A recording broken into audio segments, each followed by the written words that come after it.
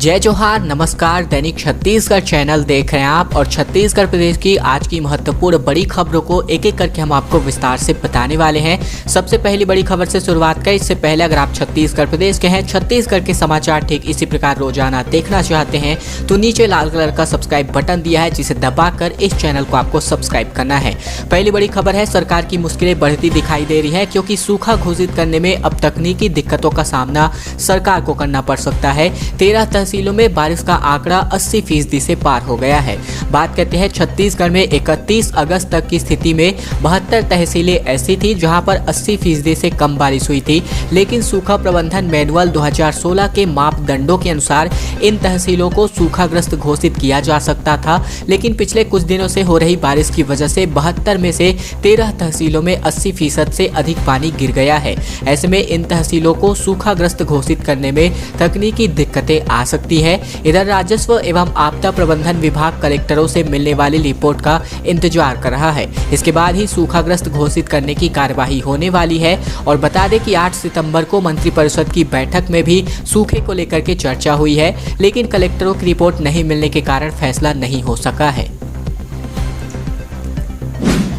खेलों को लेकर के मुख्यमंत्री भूपेश बघेल की बड़ी घोषणा हुई है। छत्तीसगढ़ में बनेगी बैडमिंटन एकेडमी। स्पोर्ट्स कोटा में नौकरी चर्चा के बाद कोच खिलाड़ियों के लिए आवासीय सुविधा और डाइट भी सरकार अब उपलब्ध कराएगी। दरअसल टोक्यो में हुए ओलंपिक और पैरालंपिक में भारतीय खिलाड़ियों के लाए मेडल का असर 0 पार्टिसिपेशन वाले राज्यों पर भी दिखने को मिला है, यानी कि वहां के राज्य जिनमें से एक भी खिलाड़ी इन्होंने पार्टिसिपेट नहीं किया है। अब छत्तीसगढ़ के मुख्यमंत्री भूपेश बघेल ने सोमवार को खेलों को लेकर के बड़ी घोषणाएं की है। उन्होंने प्रदेश में बैडमिंटन एकेडमी शुरू करने का ऐलान किया है। साथ ही सभी सरकारी विभागों में खेल कोटा से नौकरी देने पर विचार विमर्श के बाद फैसले की भी बात कही है। अभी केवल पुलिस और वन विभाग में खिलाड़ियों की भर्ती की जाती है। मुख्यमंत्री निवास कार्यालय में हुई बैठक में विभिन्न खेलों और खेल संघों के प्रतिनिधियों और खिलाड़ियों के साथ मुख्यमंत्री सीएम ने चर्चा की है। इसके अलावा उन्होंने कहा है कि खेलों के विकास के लिए धनराशि की कमी नहीं होगी। छत्तीसगढ़ सरकार का हाई कोर्ट में हलफनामा सामने आ रहा है। कोरोना से जान गंवाने वाले वकीलों के परिवारों को आर्थिक सहायता सरकार देगी।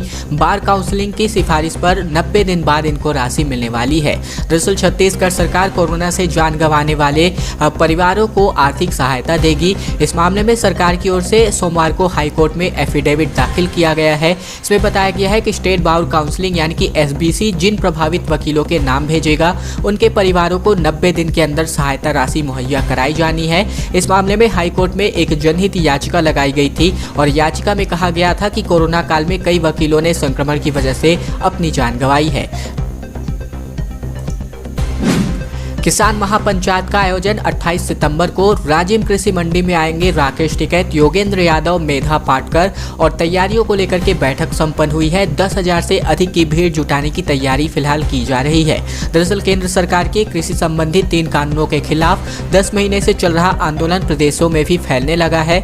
अब छत्तीसगढ़ किसान मजदूर महासंघ 28 सितंबर को राजिम के कृषि उपज मंडी परिसर में किसान महापंचायत का आयोजन करने जा रहा है। तैयारियों को लेकर के रायपुर में महासंघ की बैठक संपन्न हुई है। महापंचायत में संयुक्त किसान मोर्चा के प्रवक्ता राकेश टिकैत, डॉक्टर दर्शन पाल सिंह और योगेंद्र यादव, मेधा पाटकर सहित डॉक्टर सुनील आ रहे हैं। छत्तीसगढ़ के 15 जिलों में मौसम का रेड अलर्ट जारी हुआ है। बता दें ये जो रेड अलर्ट है वो कुछ ही घंटों के लिए है, जैसा कि मैं अभी आपको बताऊंगा। दरअसल रायपुर, बिलासपुर, सरगुजा और दुर्ग संभाग में भारी बारिश और बिजली गिरने की आशंका है। प्रशासन के साथ साथ रेलवे को भी यहाँ पर चेतावनी जारी की गई है। छत्तीसगढ़ का बड़ा हिस्सा भारी बरसात की चपेट में है। मौसम विभाग ने प्रदेश में मंगलवार सुबह 8:30 बजे तक के लिए, ध्यान दीजिएगा ये जो मौसम समाचार है केवल सुबह 8:30 बजे तक के लिए है, यानी कि कुछ ही घंटों में इसका असर समाप्त हो जाएगा। और 15 जिलों में इसके लिए रेड अलर्ट यानी कि भारी बारिश हो सकती है। बता दें विभाग ने भारी वर्षा और आकाशीय बिजली गिरने की संभावना जताते हुए प्रशासन को अति सतर्क रहने को कहा है। रायपुर स्थित मौसम विज्ञान केंद्र के अनुसार प्रदेश के कोरिया, सूरजपुर, सरगुजा, जसपुर, रायगढ़ और जांजगीर चांपा, कोरबा, बालौदाबाजार, मुंगेली, कबीरधाम, बेमेतरा, बिलासपुर, सुकमा, बीजापुर और उनसे लगे जिलों में 1-2 स्थानों पर आकाशीय बिजली गिरने और भारी वर्षा होने की संभावना जताई है। यह चेतावनी राज्य स्तरीय बाढ़ नियंत्रण केंद्र, जल संसाधन विभाग के मुख्य अभियंता और दक्षिण पूर्व मध्य रेलवे के महाप्रबंधक और क्षेत्रीय प्रबंधक को भी दी गई है। छत्तीसगढ़ में एक अनोखी शादी का वीडियो आप देख रहे हैं। मेंढक और मेंढकी की शादी इसमें हुई है। इंद्र देवता को मनाने के लिए रचाया गया है दोनों का ब्याह। शादी के कार्ड भी छपाए गए। बैंड के साथ पहुंचे बाराती। 3000 लोग इस शादी में शामिल हुए हैं। दरअसल छत्तीसगढ़ के रायगढ़ जिले के लैलूंगा इलाके में 2 गांवों के लोगों ने मेंढक और मेंढकी की शादी कराई। बता दें, आदिवासी मान्यता की इस तरह है कि इस शादी से इंद्रदेव प्रसन्न हो जाएंगे और अच्छी बरसात होगी। शादी के लिए बकायदा कार्ड भी छपवाए गए और आसपास के गांव के लोगों को न्योता भी दिया गया। 700 से ज्यादा बाराती गाजे बाजे के साथ नाचते गाते बारात लेकर दूसरे गांव पहुंचे। कुल मिलाकर इस शादी में 12 गांव के 3000 से भी ज्यादा लोग शामिल हुए थे और ये शादी पूरे छत्तीसगढ़ में चर्चा का विषय बन गई है। छत्तीसगढ़ में पहली बार पॉक्सो एक्ट में सजाए मौत का प्रावधान रखा गया था, जिसको दिया भी गया है। 3.5 साल की बच्ची की दुष्कर्म के बाद इन्होंने हत्या कर दी थी और फास्ट ट्रैक कोर्ट ने यहां पर यह सजा सुनवाई है। छत्तीसगढ़ के राजनांदगांव के 4 साल की बच्ची से दुष्कर्म और हत्या करने वाले शेखर कोर्राम 24 वर्ष की उम्र वाले को फास्ट ट्रैक कोर्ट ने फांसी की सजा सुनाई है। शेखर ने पड़ोस में रहने वाली बच्ची को अगवा कर दुष्कर्म के बाद उसकी हत्या कर दी थी। जिले में संभवतः यह पहला मामला है जब किसी को मौत की सजा सुनाई गई हो। वहीं कोरबा में भी एक नाबालिग से दुष्कर्म मामले में कोर्ट ने 2 दोषियों को 14 साल की कैद की सजा सुनाई है। दरअसल राजनांदगांव के कोतवाली क्षेत्र में चिखली गांव के कांकेतरा गांव में 22 अगस्त 2020 को एक बच्ची लापता हुई थी, जिसकी गुमशुदगी दर्ज होने पर पुलिस ने तलाश शुरू की तो पूछताछ में पता चला कि घर से तकरीबन 100 मीटर दूर पर रहने वाले शेखर कोर्राम को उसके साथ देखा गया था। अब छत्तीसगढ़ में पहला बार ऐसा हुआ है कि पॉक्सो एक्ट में किसी को मौत की सजा सुनाई गई है। धर्मांतरण पर एक बार फिर से माहौल गर्म होने वाला है, क्योंकि रायपुर शहर के अलग अलग थानों में 15 सितंबर को बीजेपी नेता पहुंचेंगे। धर्म बदलाव वालों पर केस FIR दर्ज कराएंगे। 17 सितंबर से 7 अक्टूबर तक सेवा संकल्प कार्यक्रम भी चलाया जाएगा। भारतीय जनता पार्टी एक बार फिर से शहर में धर्मांतरण के मुद्दे के साथ सड़क पर उतरने जा रही है और आने वाली 15 तारीख को जिला भाजपाइयों के झंडे तले रायपुर शहर के लगभग हर प्रमुख थाने में जाकर धर्मांतरण करने वाले खिलाफ FIR दर्ज नेता करवाने वाले हैं। इसके अलावा बता दें कि इसे लेकर के बैठक में सांसद सुनील सोनी, विधायक ब्रजमोहन अग्रवाल, राजेश मूणत, श्रीचंद सुंदरानी समेत तमाम पदाधिकारी पहुंचे। बैठक में धर्मांतरण के मुद्दे पर होने वाले सियासी प्रदर्शनों के साथ 17 सितंबर से 7 अक्टूबर तक मनाए जाने वाले सेवा संकल्प कार्यक्रम पर भी चर्चा की गई है। वर्धा की तर्ज पर नवा रायपुर में 100 एकड़ में बनेगा सेवाग्राम। गांधी के ग्राम स्वराज की परिकल्पना को आगे बढ़ाएगी यह परियोजना। दरअसल बात करते हैं आजादी के 75वें वर्ष में आजादी की लड़ाई के मूल्यों, सिद्धांतों और आदर्शों तथा महात्मा गांधी की ग्राम स्वराज की संकल्पना को अक्षुण्ण रखने के लिए नवा रायपुर में भी वर्धा की तर्ज पर सेवाग्राम की स्थापना की जाएगी। मुख्यमंत्री भूपेश बघेल ने इसके लिए नवा रायपुर से 75 से 100 एकड़ की जमीन को चिन्हांकित करने का आदेश दिया है। ऐसे में उन्होंने कहा है कि संस्थान में ग्रामीण अर्थव्यवस्था को सुदृढ़ करने एवं आत्मनिर्भर ग्राम की कल्पना को साकार करने के लिए सभी प्रकार के कारीगरों के प्रशिक्षण की व्यवस्था का प्रावधान भी किया जाए। मुख्यमंत्री बघेल ने 2 अक्टूबर 2021 से पहले इस संबंध में कार्य योजना प्रस्तुत करने के निर्देश जारी किए हैं। छत्तीसगढ़ में सूखे के हालात पर कृषि मंत्री बोले 25 से 30% फसलों को नुकसान संभावित है। सरकार हर संभव अपना प्रयास कर रही है। दरअसल बात करते हैं छत्तीसगढ़ में सूखे की हालात को लेकर के राज्य सरकार के प्रवक्ता और कृषि मंत्री चौबे ने कहा कि प्रदेश में बहुत ही ज्यादा सूखे की स्थिति नहीं है। पिछले 3-4 दिनों की बारिश से खरीफ फसलों में जान आ गई है। हालांकि कुछ जिलों में 25 से 30% फसलों को नुकसान संभावित है। उन्होंने कहा कि 12 लाख हेक्टेयर सिंचित क्षेत्र में से 10 लाख हेक्टेयर में पानी बांधों से दिया गया है। सरकार सूखा से निपटने के लिए हर संभव प्रयास कर रही है। प्रदेश में और साथ ही साथ धर्मांतरण सहित किसानों और खाद के मुद्दे पर बीजेपी के लगातार आंदोलन पर भी रविंद्र चौबे ने कहा कि बीजेपी को क्रमशः सड़कों पर उतरने के बजाय सड़क पर ही रहना चाहिए।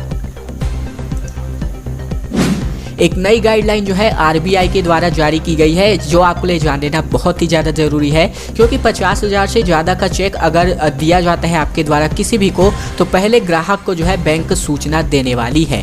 बैंकों में फर्जी चेक के से होने वाले ठगी को रोकने के लिए रिजर्व बैंक ऑफ इंडिया यानी कि आरबीआई ने नई गाइडलाइन जारी की है। यह नया नियम सरकारी और निजी दोनों बैंकों में लागू किया गया है। अब 50,000 से अधिक का चेक जमा करने से पहले खाताधारकों को सूचना देकर बताना होगा कि उनको उनका जो है कितना रुपयों का चेक जमा होने वाला है। ऐसा नहीं करने पर उनका चेक रद्द कर दिया जाएगा। अफसरों का दावा है कि इससे नकली, डुप्लीकेट, क्लोनिंग या फिर स्कैन से तैयार किए गए चेक से होने वाले फर्जीवाड़े बहुत हद तक रुक जाएंगे। आरबीआई ने इस महीने से ही चेक ट्रांजैक्शन सिस्टम के तहत पॉजिटिव पे सिस्टम लागू करने की घोषणा की है। पर्यटन को बढ़ावा देने के लिए अब जलप्रपात को जो है सरकार संवारने वाली है। अमृतधारा के बाद गौरघाट रमदहा प्रपात पर पर्यटकों को सब सुविधा मिलने वाली है। कोरिया जिले में पर्यटन को लेकर के यहाँ के जलप्रपात संवारे जाएंगे। जिला प्रशासन योजनाओं को धरातल में उतारने के लिए तैयारियों में जुटा हुआ है। जिले के 3 मुख्य जलप्रपात को पर्यटन के लिए चिन्हित किया भी गया है।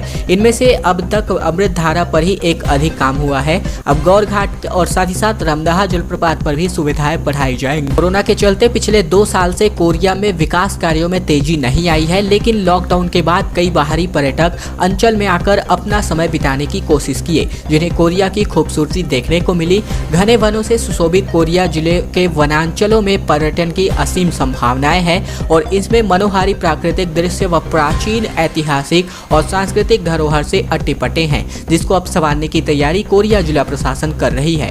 दोस्तों, अगली बड़ी खबर की ओर बढ़ते हैं उससे पहले हमारी एक छोटी प्रार्थना आप सभी से। वीडियो अगर आपको पसंद आ रहा तो इस वीडियो के नीचे लाइक बटन है, जिसे दबाकर आपको इस वीडियो को लाइक कर देना है। नीचे लाल कलर का सब्सक्राइब बटन दिया है, जिसे दबाकर आपको इस चैनल को सब्सक्राइब कर लेना है। तो वही घंटी को दबाकर ऑल नोटिफिकेशन को भी आपको सेलेक्ट करके रख लेना है, ताकि प्रतिदिन की महत्वपूर्ण खबरें, छत्तीसगढ़ के समाचार ठीक इसी प्रकार से हम आप तक रोजाना पहुंचा सकें। पिछले सत्र में राज्य में 52 इंग्लिश मीडियम स्कूल खुले। छत्तीसगढ़ बोर्ड के सरकारी इंग्लिश मीडियम स्कूल अब जो है सीबीएसई होने वाले हैं।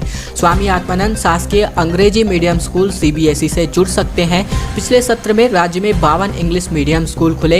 इनमें से अधिकांश ने सीबीएसई से जुड़ने के लिए प्रारंभिक रजिस्ट्रेशन भी करा लिया है और इस संबंध में सीबीएसई के पदाधिकारियों से जो है चर्चा भी हो चुकी है और इसलिए माना जा रहा है कि आने वाले दिनों में इंग्लिश मीडियम स्कूल सीबीएसई से जुड़ सकते हैं। अभी इन स्कूलों में सीजी बोर्ड के अनुसार ही पढ़ाई हो रही है। अफसरों ने बताया है कि स्कूल अपने स्तर पर सीबीएसई से जुड़ सकते हैं। रजिस्ट्रेशन के लिए स्कूलों को खर्च करना होगा और कुछ महीने वेबिनार के माध्यम से सीबीएसई के अधिकारियों से चर्चा हुई है और उन्होंने सीबीएसई से जुड़ने के लिए नियम व शर्तें बताई हैं। हाथियों ने बीते 6 दिनों के दौरान 6 लोगों की जानें ले ली। बता दें, महासमुंद में बाइक सवार को उठाकर पटक दिया, जिसका हमने आपको खबर भी बताया था। फिर आगे जाकर एक किसान को भी कुचल दिया। महासमुंद में 3 साल में लगभग 16 लोगों को इन हाथियों ने मार डाला है। छत्तीसगढ़ में हाथियों का आतंक जारी है। रविवार रात को भी एक दंतैल हाथी ने बाइक सवार एक युवक को मार डाला था, तो वहीं उसी दंतैल हाथी ने आगे चलकर खेत की रखवाली कर रहे किसान को भी कुचल दिया, जिससे उसकी मौके पर ही मौत हो गई। इस तरह प्रदेश में पिछले 6 दिनों के दौरान 6 लोगों की जानें हाथी के हमले के कारण चली गई हैं। जानकारी के मुताबिक शहर के वार्ड क्रमांक 8 का रहने वाला राजू विश्वकर्मा अपने 2 साथी के साथ महादेव पठार घूमने गया था। घूमने के बाद वो रात को बाइक में अपने 2 साथियों के साथ लौट रहा था, तो अचानक गोरखेड़ा के पास सामने से दंतैल हाथी आ गया और हाथी को अचानक देख राजू हड़बड़ा गया। वो कुछ कर पाता इससे पहले ही हाथी ने उसे जोर जोर पटक कर मार डाला। 21 किलो चांदी से ढके जाएंगे महादेव। दरअसल कवर्धा में 11वीं शताब्दी के भोरमदेव मंदिर में शिवलिंग का जो है क्षरण हो रहा है और इस वजह से इसको बचाने के लिए चांदी का कवच चढ़ाने की तैयारी कर रही है। बता दें, छत्तीसगढ़ के ऐतिहासिक भोरमदेव मंदिर में शिवलिंग का क्षरण हो रहा है और शिवलिंग को क्षरण से बचाने के लिए उस पर 21 किलोग्राम चांदी का कवच चढ़ाया जाएगा। साथ ही साथ शेषनाग की भी प्रतिमा चांदी की होगी। चांदी का कवच बनाने के लिए राजस्थान के कारीगर को ऑर्डर दिया गया है। यह अगले 1.5 महीने में बनकर तैयार होगा। साथ ही साथ ये भी खबर है कि क्षरण के चलते जलाभिषेक पर जो है यहाँ पर फिलहाल रोक लगा दी गई है। भोरमदेव मंदिर के पुजारी पंडित आशीष कुमार शास्त्री के मुताबिक मंदिर में शिवलिंग पर पूर्व में चांदी का कवच लगा था, वह घिसकर टूट गया है और अब उसे निकालकर रख दिया गया है, जिसके चलते नए कवच आने तक श्रद्धालुओं द्वारा शिवलिंग पर जलाभिषेक व रुद्राभिषेक पर प्रतिबंध रहने वाला है। खैर दोस्तों, आज की खबरों का सिलसिला बस यहीं तक का था। वीडियो अगर आपको पसंद आया होगा तो इस वीडियो के नीचे लाइक बटन है, जिसे दबाकर आपको इस वीडियो को लाइक कर देना है। नीचे लाल कलर का सब्सक्राइब बटन भी दिया है, जिसे दबाकर आपको इस चैनल को सब्सक्राइब कर लेना है। तो वही घंटी को दबाकर ऑल नोटिफिकेशन को भी आपको सिलेक्ट करके रख लेना है, ताकि प्रतिदिन की महत्वपूर्ण खबरें, छत्तीसगढ़ के समाचार ठीक इसी प्रकार से हम आप तक रोजाना बिना किसी रुकावट के पहुंचा सके। तो ये छोटा सा काम आप लोगों को जरूर कर लेना है, चैनल को सब्सक्राइब करने का।